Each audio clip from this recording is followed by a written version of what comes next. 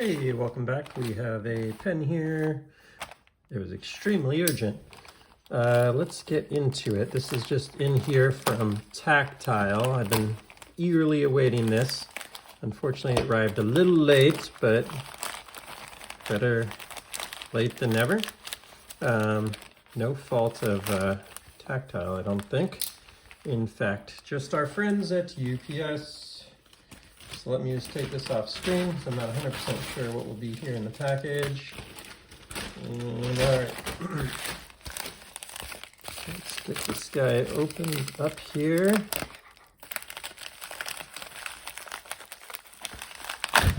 Whoa, sorry. Back into position. All right. And actually this does have some personal info here. So I just want to get that off the screen. And made in Texas, Tactile, all right. First, thanks to Will and the team over at Tactile. They actually sent this to me. So you can see this is the new titanium switch from Tactile Turn. And I'm very excited to get my hands on this. It's a new mechanism, a modification or new version of what Magnus was doing.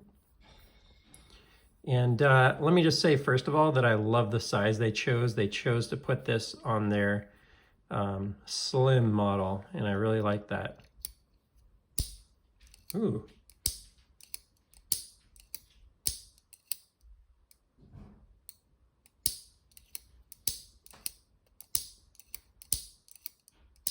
All right, so one of the things I didn't quite expect is that it's a little springier than I kind of would have thought. Just the way it looked more like a light switch. For whatever reason, I expected it to feel more like that or whatever. But overall, really enjoyable. And I really like the pen. Like, this is very compelling. Not rattly, by the way. Neither position, so that's really nice. No rattle whatsoever. No tip wiggle whatsoever. But what I also just like is the model they chose to put it on. They put it on this slim with a single bolt here. And that was just, I feel like, a good choice. Like, this is a great version of the Tactile framework, or the Tactile, what Tactile Turn does. So I'm not really sure what this code means exactly, but let's bring out, a couple to compare. So here's a full-size Tactile just to compare. I should say full-size Tactile Turn bolt action. This was actually my first that I ever got, and it's one of the pens that got me into machine pens. Definitely been used a bit. I think I even scratched it a little bit there when I was working on it, putting this Timascus bolt in. This one's really smooth. Definitely enjoyed this one over time. But I did find this pen to just be like a little bulky feeling on this full size. So this size right here feels really great to me. And I was a little concerned that this mechanism was going to be really annoying in the hand. But based on the size here, it's almost like it's not there when it's deployed. It gets a little more interaction with the hand there. It depends on your hand size. I've kind of maybe medium-sized US hands, maybe large for international or something. But it's not bad. It's not perfect, but it gives you a pretty good span there. Better than type of bolt that would end up back here. So we'll give it credit for that. Now let's just zoom in on this mechanism a little bit and see what we see. You'll notice there's a little detent right there, and sorry, I've got some ink on my finger from before. A little detent right there, and then you've got this plunger that sits on top of a spring. I got to watch the Knife Nerdery video on this. He did a phenomenal job of explaining everything. And as that plunger rolls forward, then it goes into that little detent hole. And then as you pop it forward, it comes out of that detent hole. So let's see if we can zoom in even a little further. Looks like a little bit of a Star Wars action in there or something.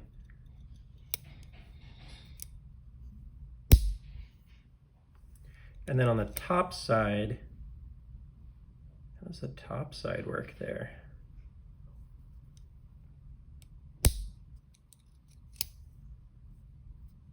Curious what's holding that in place. So I guess on the top side, maybe there's a detent ball on the top there too or something.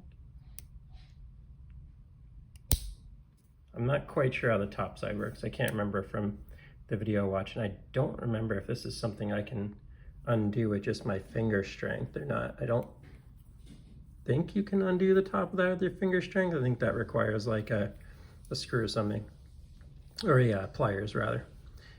So here on this side, the usual tactile turn beauty. They're just so good at the seam. It looks like it is a proprietary, I believe, spring. I'm not 100% sure on that. And then you get a Parker refill. That's not for everyone, but Easy Flow 9000. Most of us don't mind too much. Now I realized as soon as I was doing that I'm probably getting to get myself into some trouble here, but let's mess around with it. Oh, that is attached to the cap. Interesting. So that's how that works. The top, that top plunger, whatever you want to call it, is attached to the cap. All right. So then this guy, you got to make sure that, you know, when you're putting it back together, you have this small detent ball pointing down, I believe, or yeah. So that's just going to kind of happen how it's going to happen. See if we have any luck here.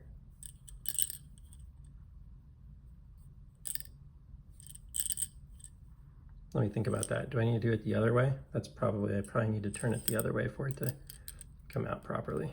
All right. And then do we have it facing the correct direction? We do not, but it shouldn't be hard to manipulate this here a little bit more because I'm trying to do it on video for you. Okay, no problem. So that is generally now facing in the correct direction, and this is the guy that holds the pen, so that has also the detent on it. The pen refill, I should say. Refill, spring. So it's definitely like a little more complex than like a bolt, sort of. I mean, given the fact that you don't have to also unscrew the top part for the bolt, maybe you would say it's not. Okay, and then I just have to make sure here that I have that point in the right direction, which I do now. That wasn't terrible. Was that like a minute or two? That wasn't too bad.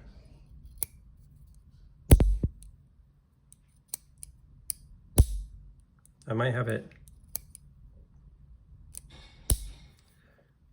I might not have done that perfectly, but I think it's generally where it's supposed to be now.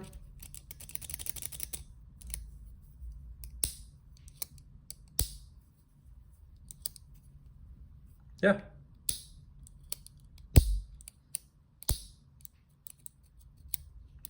The sounds are interesting. I'm like not 100% sure what to think of it. I don't have a ton of time here. I gotta go watch my son, so I can't make this a 20-minute unboxing. I'll have to come back and do like more of a full review. It's satisfying. It's a little like, maybe a little noisier than I expected it to be.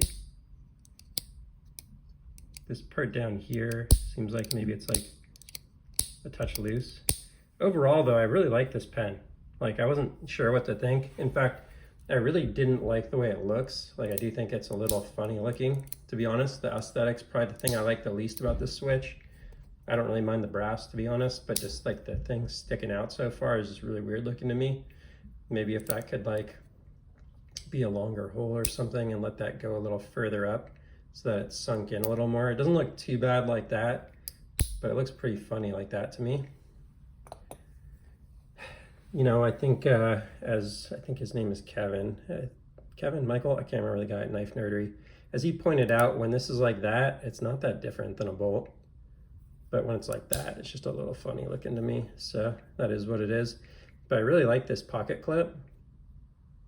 not quite as deep Perry maybe, but it's like just a nicer step up.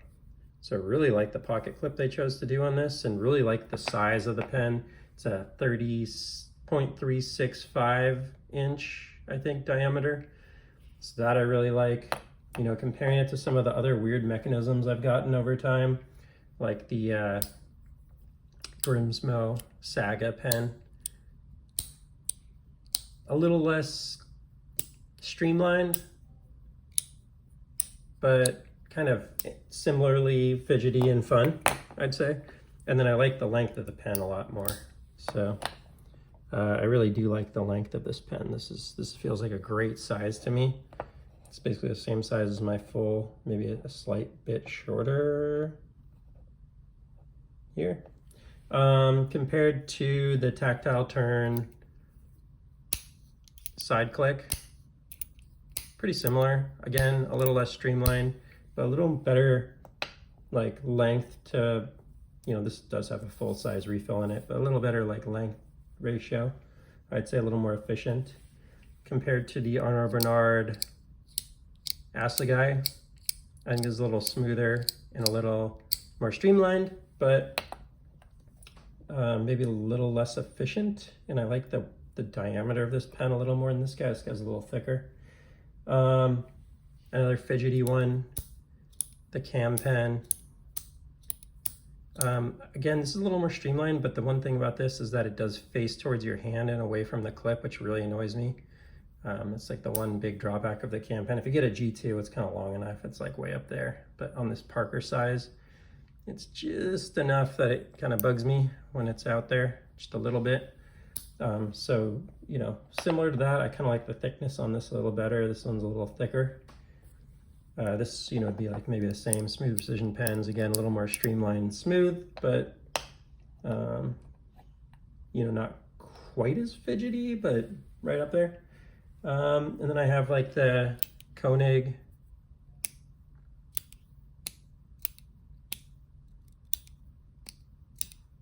PQD, Koenig PQD, kind of a cool one here. Again, very inefficient with the size of the pen, but kind of a cool mechanism. Not quite as easy to fidget with. I guess you can if you just go like that. So I do like the, you know, the room that this gives you on the pen. That's nice. Some other issues with that one, but just another bolt pen here with the confounded machine. Again, big issue with this one to me is that bolt facing, kind of giving you very minimal space because the bolt goes the wrong direction on that pen, and I'm going to call that the wrong direction, but some people say it's the correct direction. Depends who you ask. So yeah, I'd say those would be some to like compare it to. The aesthetic would be my biggest issue on this. When it's closed, when it's open, it's not that bad. Man, it would have been really cool if they'd figured out how to get that backwards so that it opened away. If they figured that out, or if they could still figure that out, where it opens away, where it goes away from your hand, and then it's minimalized, like that would be very interesting to me if you could figure that out. Maybe a little more concerning for putting in your pocket, because when you put it into your pocket, you want to know that that's turning the pen, like making the pen detract instead of open. But yeah, anyway, it's cool. I'd really like to see how this kind of breaks in over time. If it runs into any issues. I want to say maybe it's gotten smoother since I started, but hard to say because I just like touched a bunch of pens, so that's kind of throwing off my aperture. I don't know if that's the right term. My sense. Sorry, I know this is just a bunch of me clicking on this, and it's probably super annoying to watch that video. But overall, I'd say for what it is, I think they executed it really well. There's a little, I've seen this now in a couple videos, there's a little QC thing there where there's that like kind of second detent there. I think they got like a little issue there that they're gonna have to work through, but it's a first production run. You kind of know what you're getting into when you get the pen for the first production run. you gotta suspect a little quirkiness. I don't think it's like an issue really. It's just more of like a nuance of it. It works fine, so I'm not that concerned about it personally. Almost makes it kind of cool because maybe they'll fix that, and then these will be the original ones that have like the double click, the double clutch. But yeah, overall, glad to have this one in the collection. I hope you did enjoy the video. If you did, please feel free to like and subscribe, and I will see you on the next one. Take care.